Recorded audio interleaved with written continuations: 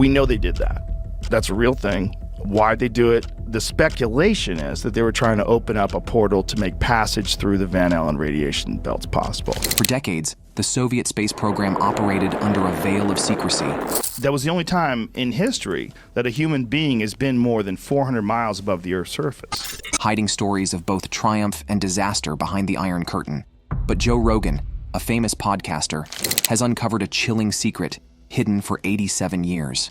As the Soviets' celebrated cosmonaut faces life outside of space, he spills the beans, rewriting the history of space exploration and shaking our understanding of human resilience. The Simon Wiesenthal Center said that if he was alive today, they would prosecute him for crimes against humanity. What was so dark that it remained hidden for so long? And how does this change everything? Join us as Joe Rogan unveils how Soviet astronaut breaks silence before dying, revealing terrifying secret. The Cold War space race begins. In the mid-20th century, fierce competition in space exploration emerged between the United States and the Soviet Union. This period, known as the Cold War, was marked by intense political and military tensions between the two superpowers. The race to explore space became a key battleground, with both nations striving for technological supremacy.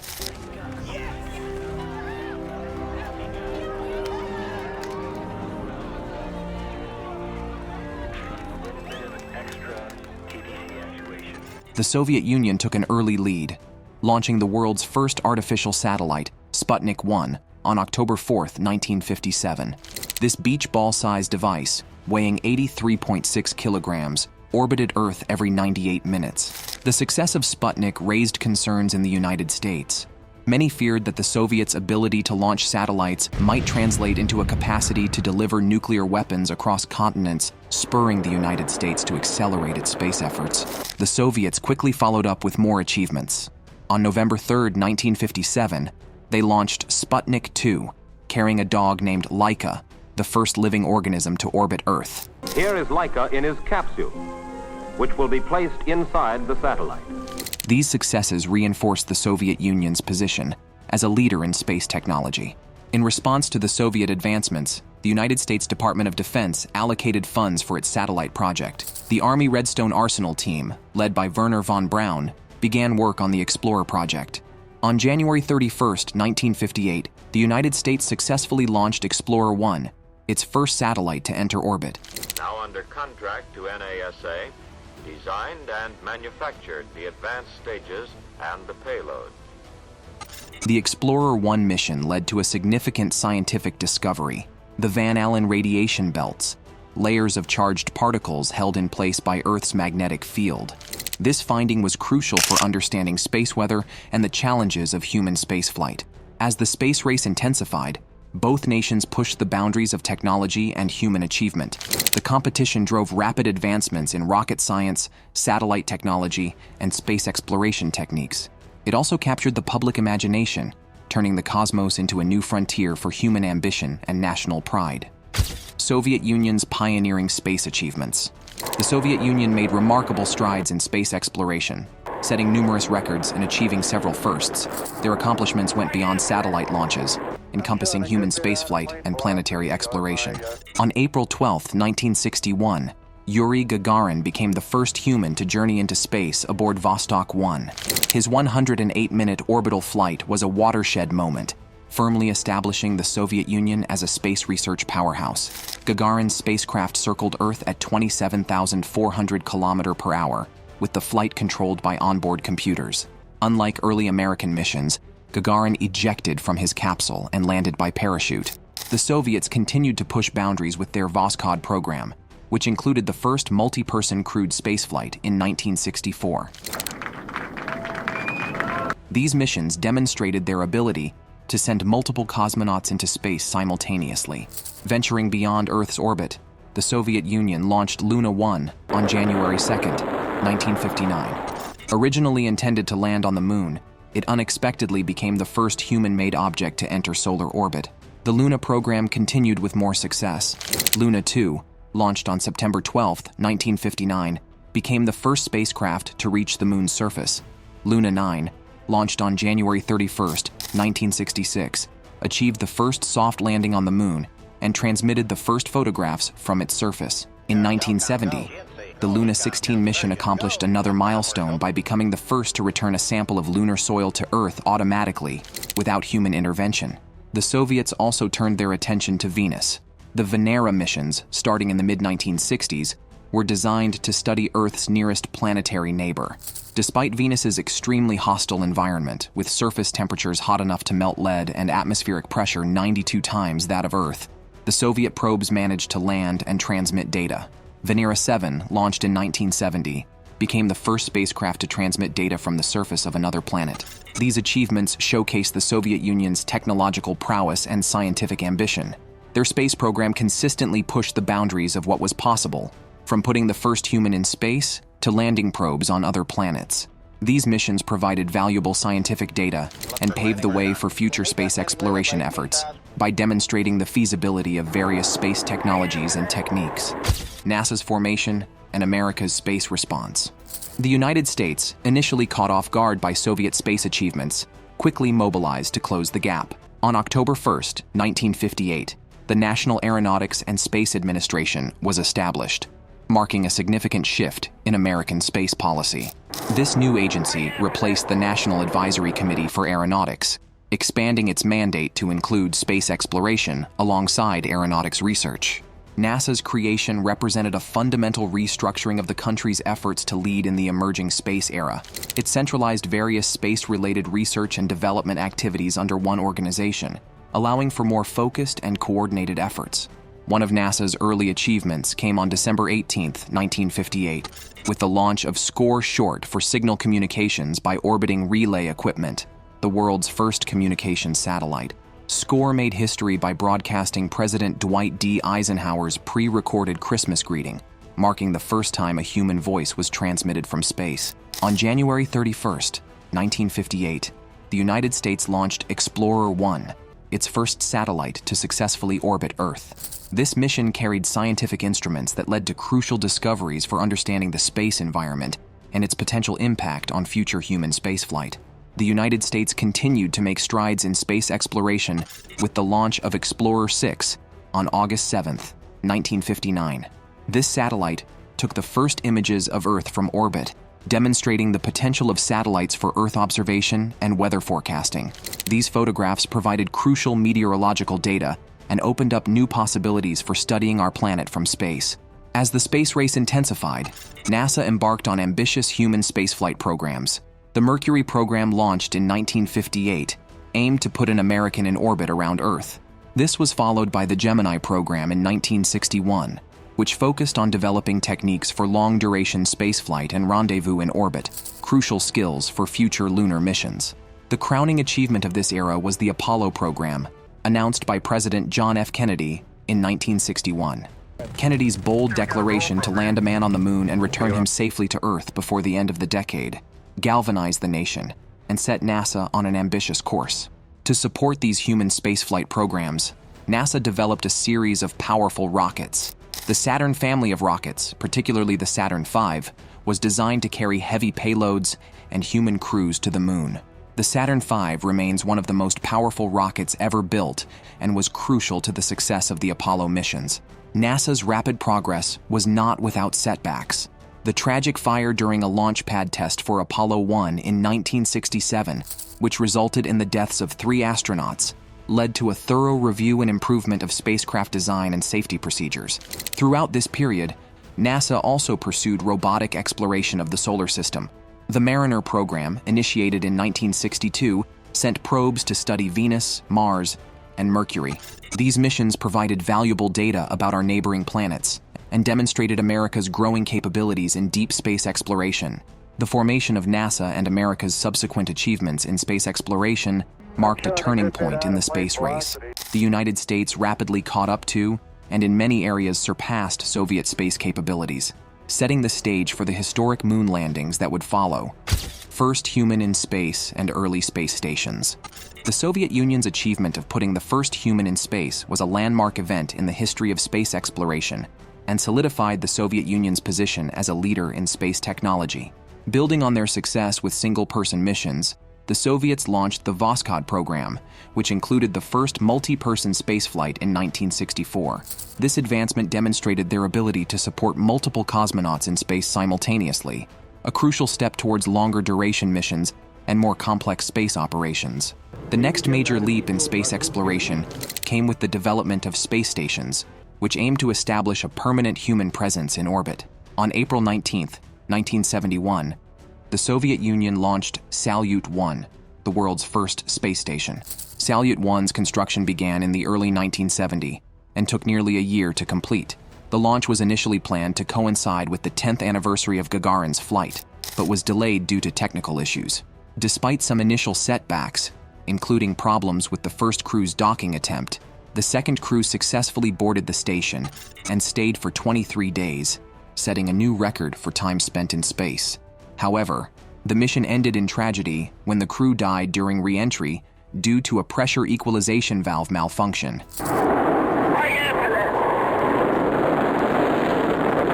This disaster led to a temporary mission halt and a redesign of the Soyuz spacecraft used for crew transport. Despite this setback, the Salyut program continued with 6 more advanced stations launched over the next decade.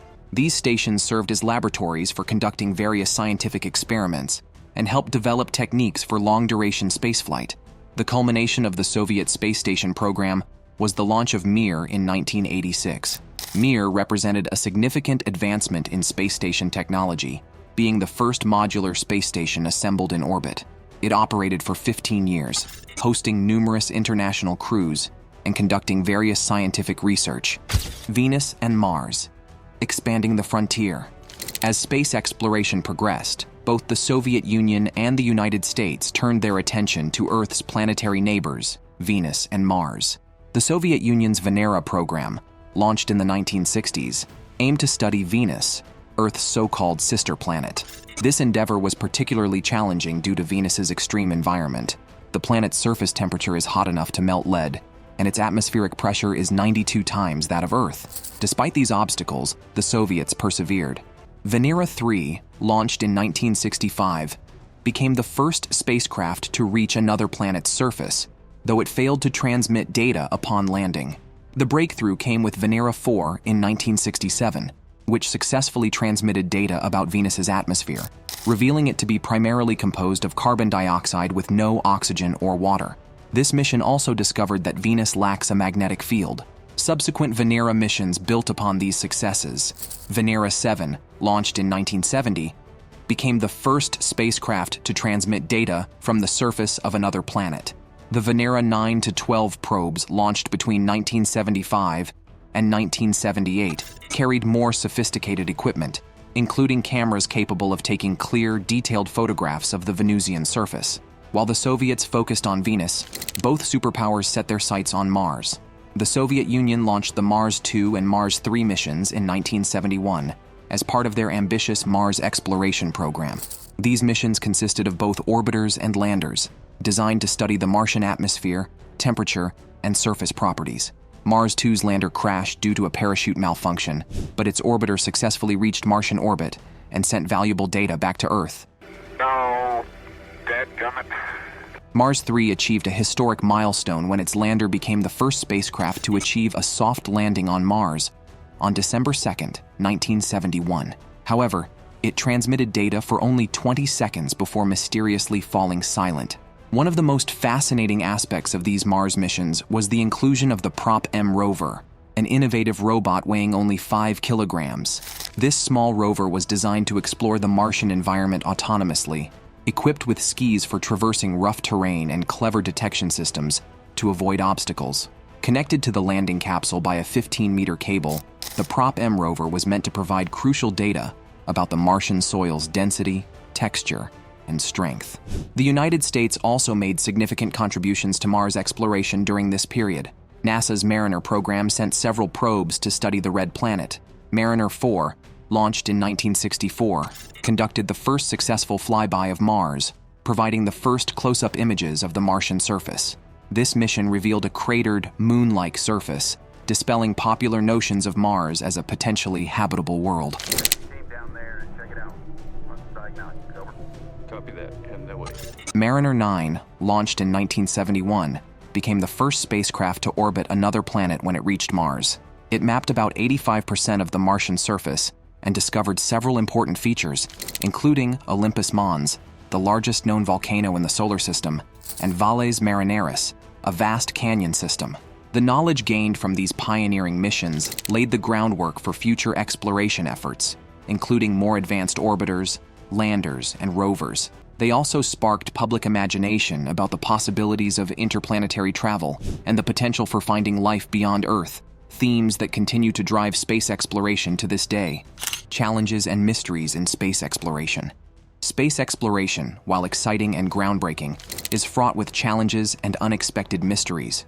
Joe Rogan, in his search for truth beyond our world, has found that the harsh and unpredictable nature of space often leads to unforeseen complications, testing the limits of human ingenuity and technology. One of the most significant challenges in space exploration is the extreme environment of space itself. Spacecraft must be designed to withstand extreme temperature fluctuations, radiation, and the vacuum of space. For missions to other planets, additional challenges arise from the unique conditions of each celestial body. Venus, for example, presents a particularly hostile environment with its crushing atmospheric pressure and scorching surface temperatures. The Mars 3 mission exemplifies the unpredictable nature of space exploration. Despite successfully achieving the first soft landing on Mars, the lander's transmission abruptly ceased after just 20 seconds. The exact cause of this failure remains a mystery to this day. Communication is another major challenge in deep space missions. As spacecraft travel further from Earth, the time delay in sending and receiving signals increases significantly. This delay can complicate real-time control and decision-making, requiring spacecraft to have a high degree of autonomy. The Apollo missions to the Moon also faced numerous challenges. During the Apollo 11 mission, as the lunar module descended to the Moon's surface, it encountered problems with its landing site. Neil Armstrong had to take manual control of the craft to avoid a field of boulders, demonstrating the need for human problem-solving skills even in highly automated missions. Space agencies must also contend with the effects of microgravity on human physiology. Extended periods in space can lead to muscle atrophy, bone density loss, and other health issues. Roger that, Roy. Control, we got a lot of people up there, over. Developing countermeasures to these effects is crucial for long-duration missions and potential future colonization efforts. Dust poses a surprising but significant challenge on both the Moon and Mars. Lunar dust is extremely fine and abrasive, causing problems with equipment and potentially posing health risks to astronauts. Martian dust storms, which can last for weeks and cover the entire planet, pose risks to solar-powered equipment and can interfere with communications. The search for extraterrestrial life adds another layer of complexity to space missions. Spacecraft must be meticulously sterilized to prevent contamination of other worlds with Earth microbes, which could interfere with the search for indigenous life forms. Unexpected discoveries often lead to new mysteries. The detection of methane on Mars, for example, has puzzled scientists. On Earth, methane is produced by both biological and geological processes, raising intriguing questions about its source on Mars. The vast distances involved in space exploration create logistical challenges. Missions must be entirely self-sufficient, carrying all necessary fuel, equipment, and supplies. This requirement significantly constrains mission duration and capabilities. Commander, you should come inside. You're gonna want to see this. What is it? Particularly for crewed missions. Financial constraints and shifting political priorities also pose challenges to space exploration. Long-term projects can be vulnerable to budget cuts or changes in government policy, potentially disrupting years of planning and development. Despite these challenges, each obstacle overcome and mystery solved advances our understanding of the universe and pushes the boundaries of human achievement. The process of solving these problems often leads to technological innovations with applications beyond space exploration, benefiting life on Earth. As we continue to explore the cosmos, new challenges and mysteries will undoubtedly arise. Moon landing controversies and public perception. The Apollo moon landings, widely considered one of humanity's greatest achievements, have also been the subject of persistent conspiracy theories. These theories claim that the landings were faked by NASA and the United States government, sparking debates about the authenticity of this historic event. One common argument made by conspiracy theorists is the apparent absence of stars in Apollo mission photographs. They claim that if the astronauts were truly on the moon, the skies should be filled with visible stars. However, this can be explained by basic photography principles. The moon's surface is extremely bright in sunlight, requiring camera settings that would make faint starlight invisible in the photos. Another point of contention is the appearance of the American flag planted on the moon. In some images, it seems to be waving, which skeptics argue is impossible in the airless lunar environment. In reality, the flag was held out by a horizontal rod, and its motion was caused by the astronauts' handling, not by wind. Conspiracy theorists also point to crosshairs in some lunar photographs appearing to be behind objects, suggesting image manipulation.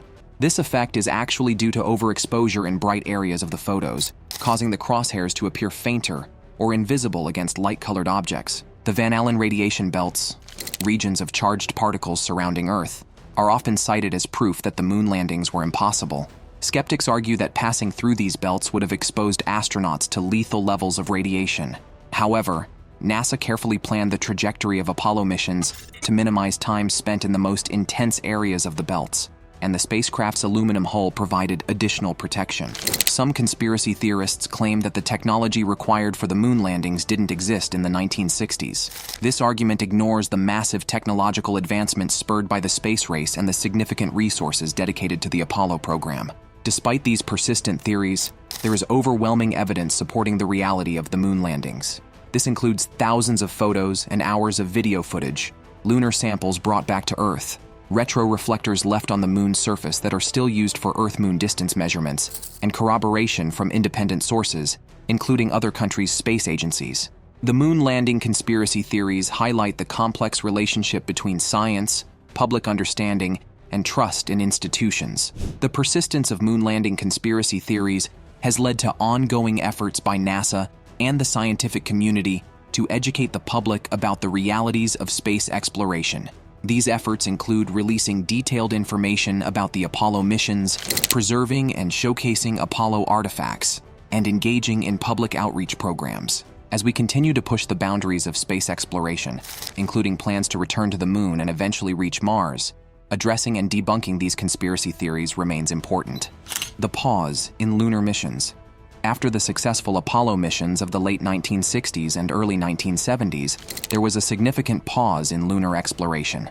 This hiatus, lasting several decades, was primarily due to changing political priorities and budget constraints.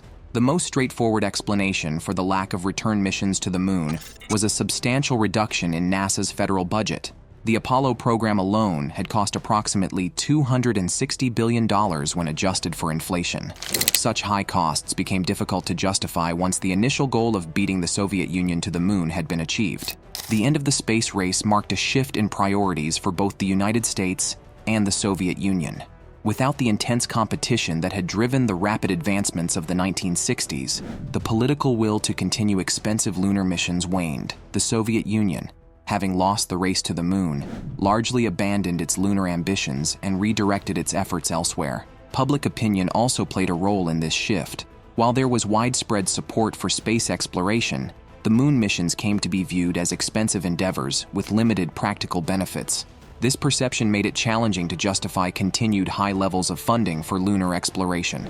Instead, the focus shifted to other space-related projects. These included the development of space shuttles, the construction of space stations, and the exploration of other planets and celestial bodies in our solar system. These projects were seen as more cost-effective and offering potentially greater scientific returns. The loss of key personnel and expertise also contributed to the difficulty of maintaining lunar missions. Sergei Korolev, the chief designer of the Soviet space program, passed away in the late 1960s, which significantly impacted the Soviet Union's space efforts. Economic factors played a role as well. Both superpowers faced economic challenges in the 1970s and 1980s, leading to reassessment of national priorities. Expensive space programs were often seen as less critical compared to domestic issues and other international concerns. This pause in lunar exploration, while disappointing to many space enthusiasts, allowed for the development of new technologies and approaches to space exploration. It also provided time for scientists to analyze the wealth of data and materials gathered from the initial moon missions, contributing to our understanding of lunar and solar system formation. Lost Apollo technology and the struggle to return.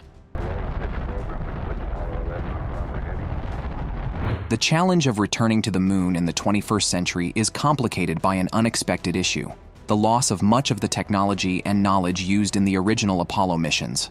This surprising situation stems from a combination of factors that occurred in the decades following the last lunar landing in 1972. After the conclusion of the Apollo program, NASA's focus and funding shifted dramatically. This shift led to the discontinuation of many Apollo-era technologies and the dispersal of the workforce that had made the moon landings possible. As a result, much of the specific expertise and technical know-how required for lunar missions was no longer actively maintained or developed. One significant loss was the Saturn V rocket, the powerful launch vehicle that carried astronauts to the moon. Production of the Saturn V ended in 1973, and much of the specialized equipment used in its manufacture was either repurposed or discarded. The engineers and technicians who designed and built the rocket have largely retired or passed away, taking with them invaluable practical knowledge and experience.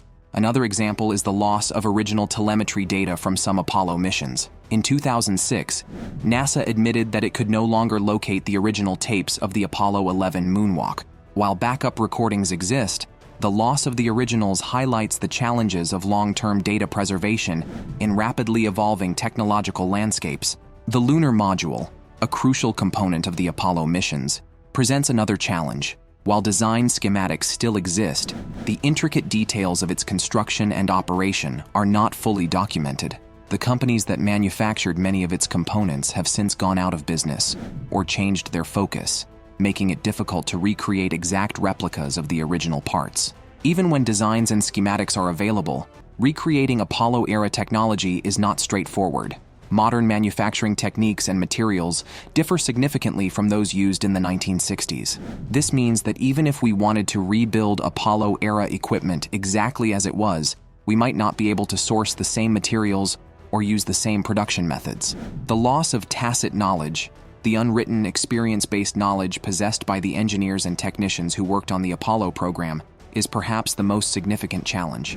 This includes the countless small adjustments, workarounds, and innovations that were critical to the program's success, but were never formally documented.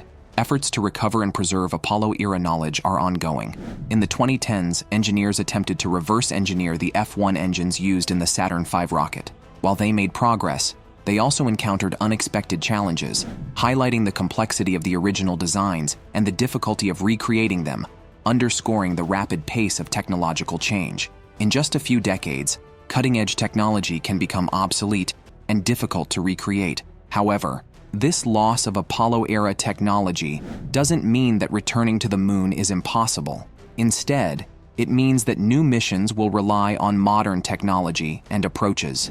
Current plans for lunar return, such as NASA's Artemis program, are developing new spacecraft, rockets, and systems designed for the challenges of 21st century space exploration. These new technologies offer advantages over their Apollo-era predecessors, including improved safety features, greater efficiency, and enhanced scientific capabilities.